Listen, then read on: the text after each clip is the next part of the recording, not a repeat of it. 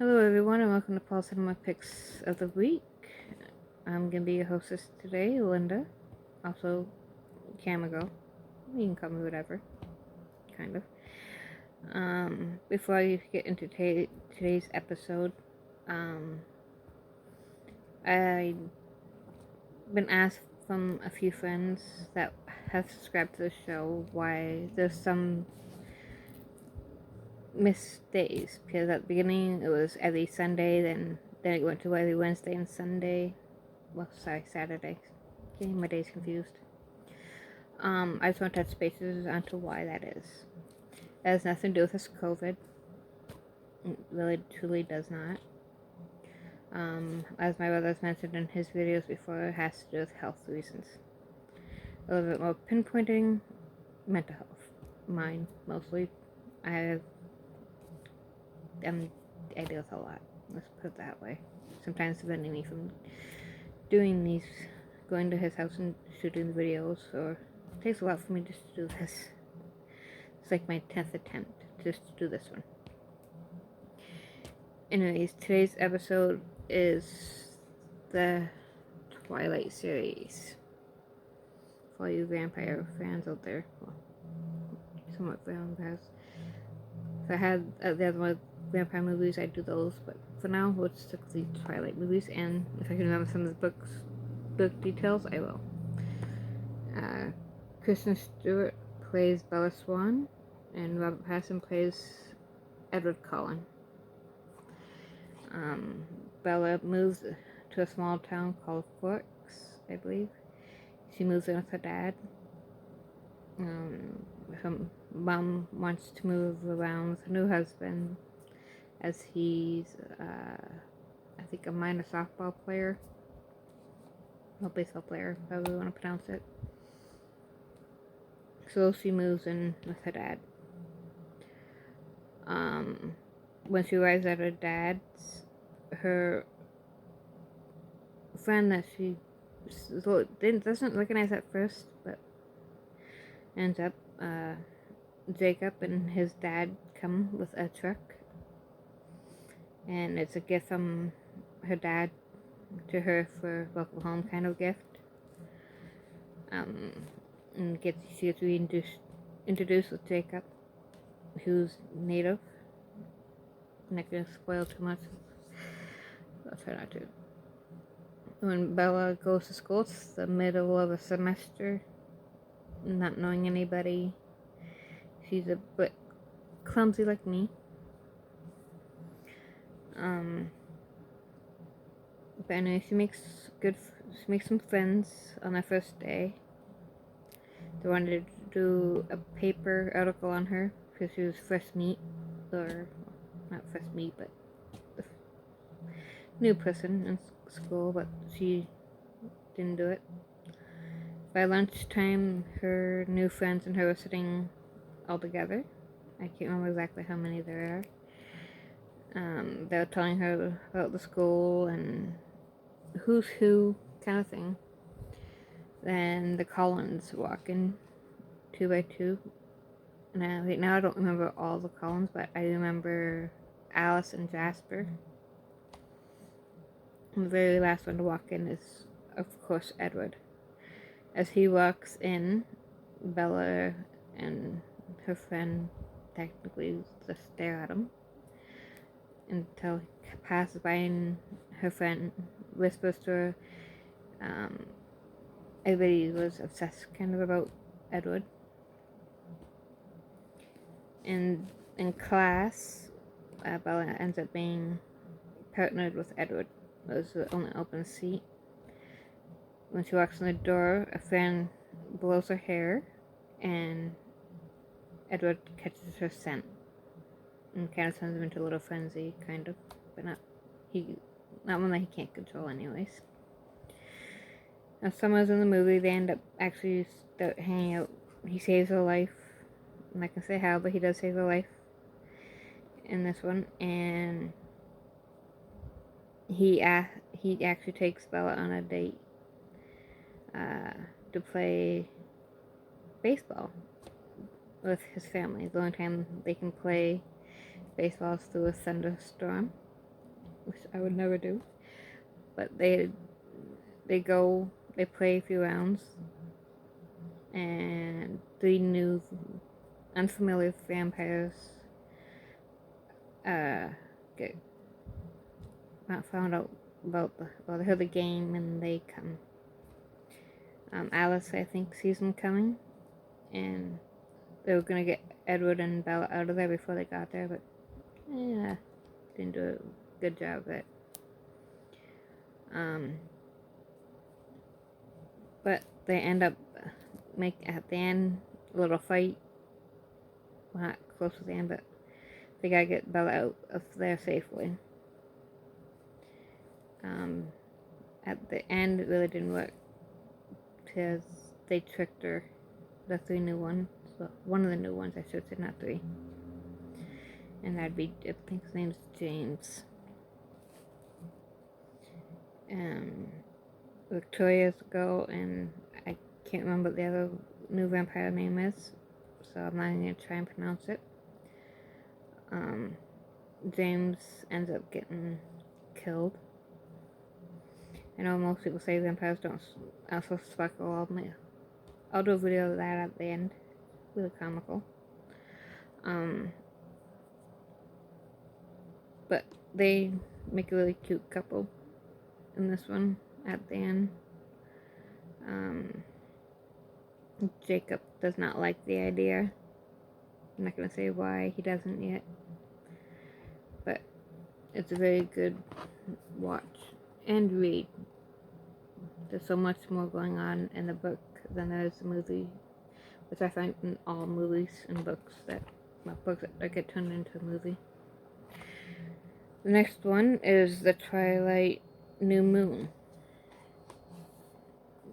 with Jacob looking a bit different and stronger.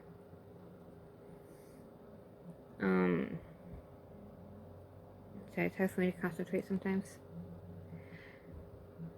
And this one here, Edward ends up trying to say goodbye to Bella to save her again. When he leaves, she gets very lonely and depressed. Then she starts hanging around Jacob a bit more. He transforms throughout the movie, from long hair to short hair and tattoo.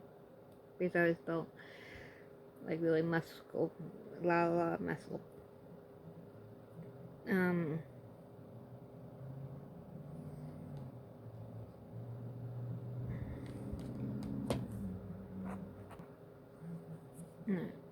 Not only that, Jacob ends up saving Bella's life in this one as well.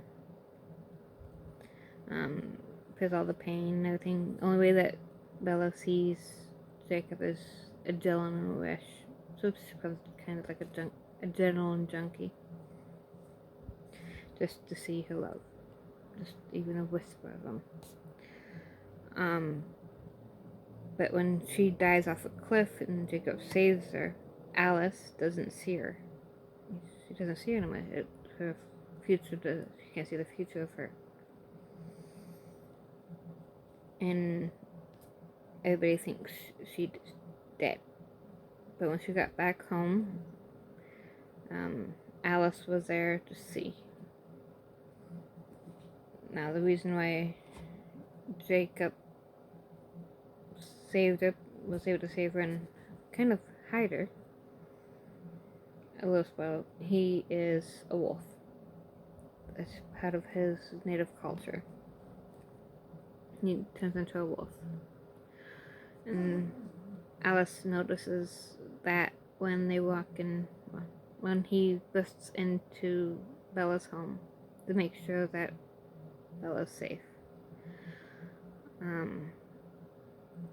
Alice was talking to Bella about it when the phone rings and Jacob answers, leading Alice and Bella flying to, can't remember exactly the name of the place, but to save Edward this time from revealing who he is to the palefaces, as most people would call them, which normal people. And they end up doing it, and one of the head vampires need to make sure that the secret's safe. Well, that's one of the golden rules. Just make sure no one knows about them. And Alice, after a fight Edward has with some of the guards, Alice proves that Bella is going to be turned eventually from her being able to see the future. Or into people's minds. Well, I do. You can decide. But now the love triangle kind of begins between Jacob and Edward and Bella. It's a really good movie. I don't remember much of the book, unfortunately. But it is like a really good movie. I sat and watched all these movies at one sitting, so let's try New Moon. It's really good. They're all there. I say that with everything. Next one in the Twilight series is Twilight Eclipse. And this one here is always the trying to save Bella. I think her name's Victoria, as we're saving her from this time. But Edward and Bella hang out a lot more. And Bella's dad's not really happy about it because of what happened in the last movie. But at the end, Victoria ends up getting a whole bunch of making newborns to fight in an army against the Cullens for killing James. Yes, I know, a little bit of a spoiler, sorry. But Alice, of course, sees it coming, and they devise a plan. Because Jacob can hide Bella's scent very well. They make a pact to help keep Bella safe. And the newborns come, they have a big fight scene. But a few people from the vampire high members, Jade, and I can't remember the other one's name, so I'm not going to try and pronounce it. I'm going to say him. But they watch over, but don't do anything about it. It's dumb, but they do.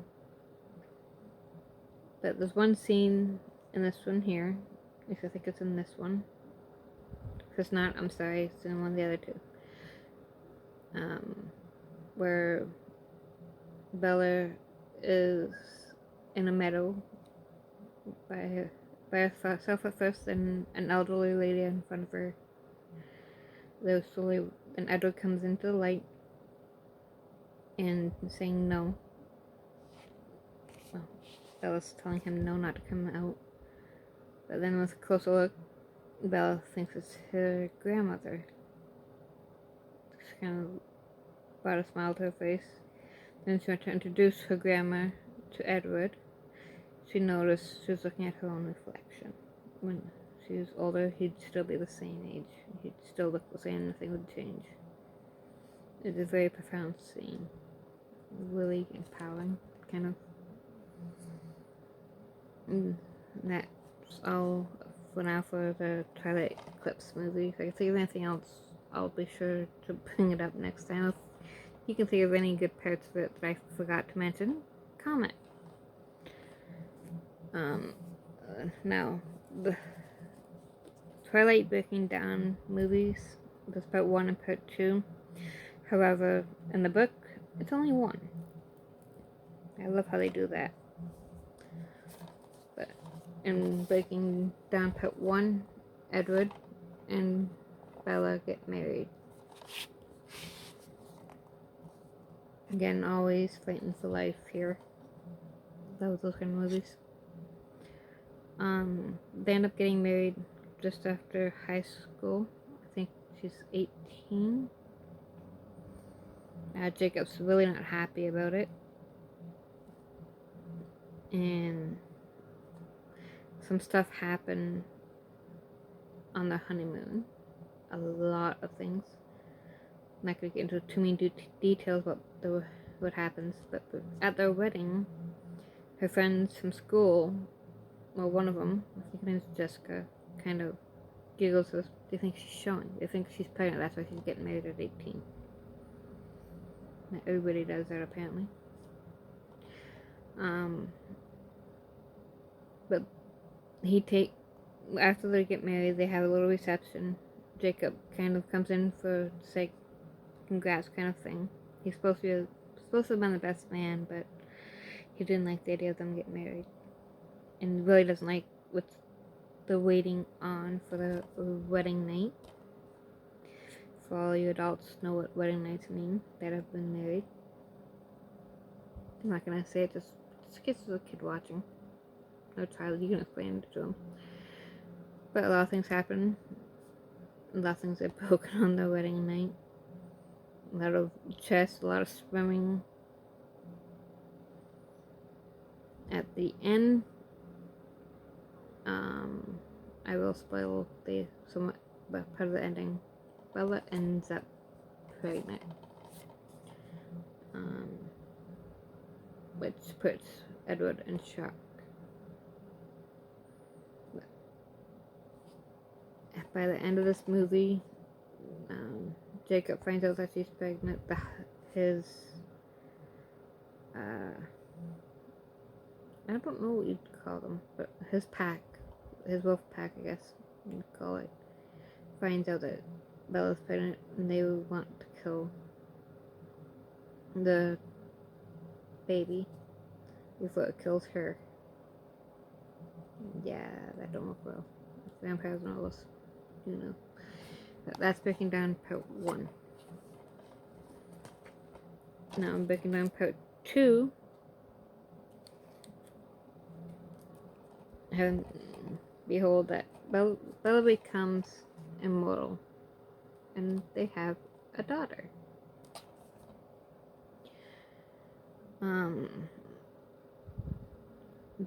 Jacob doesn't like the idea that Edward, not Edward mostly, but Bella has to leave. So he ends up blurting out a few things to Bella's dad, that way they could stay. Didn't tell him that they were vampires, just told him that he was a wolf. And so here's a big battle between the Collins and really high vampire people. Can't remember what exactly they're called. If you can remember who they are, comment. Because at the moment I don't. Voltaire or something like that. And I don't do names justice, so I'm not gonna try. But the child grows and grows. They think that they might lose her, but Alice and Jasper save the day this time. And they're feeling that the child is a threat and can conceal their secret. That's all I'm going to say about this one without giving too much away. That's Twilight Breaking Dawn 2. Now, for some quick giggles. They did a spoof version called Vampires Suck. They made them shortly after some of the silent movies were made. This one's the extended Bite Me edition. I really like vampires. But this is a very comical one. If you like Twilight movies and you like comedies, you'll definitely like this one because it's really funny. James and them, Victoria, people think the Black Eyed Peas, which is funny. Got a lot of funny. You get Team Jacob and Team Edward, and Bella. Yeah, and it has Buffy in it. It's really funny, comical movie. I thought I'd throw this as a bonus in there for all you vampire fans and the comedy fans, because that's really comical. Thank you for tuning in. Sorry for all the pausing and moments of that I don't talk. It's how I am. I hope you've enjoyed this episode. Please leave comments on any of my videos, including this one, or my brother's. Of anything you want to see, like movies, maybe if you want to know about TV shows, like I do know some TV shows. I do have some sets or series on DVD, mostly Charmed. But yeah, so like, comment, and subscribe to our channel. We really appreciate it. Almost at 50 subscribers. Thank you to all 49 of you that have subscribed. This is Linda Westbrook, and I'm gonna sign off as I did the last 3 videos I did by saying, have a great day or night, depending on when you're watching this, and blessed be.